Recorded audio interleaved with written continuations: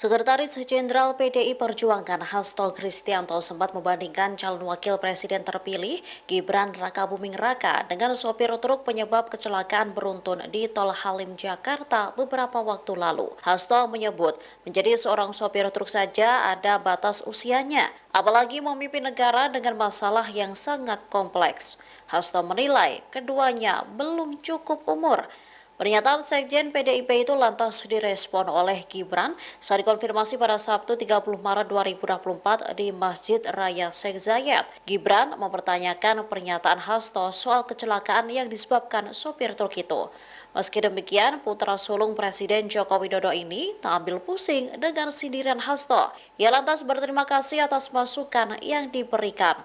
Sebelumnya, Hasto juga mengungkap penyesalan telah mencalonkan Gibran sebagai wali kota Solo, Jawa Tengah. Menurutnya, pencalonan Gibran oleh PDIP ialah sesuatu kekhilafan. Selain itu, Hasto menyebut bahwa Presiden Joko Widodo dan Gibran biasa berbohong. Ia lantas mengungkit pertemuan Gibran dengan Prabowo sebelum pendaftaran sebagai paslon Pilpres 2024.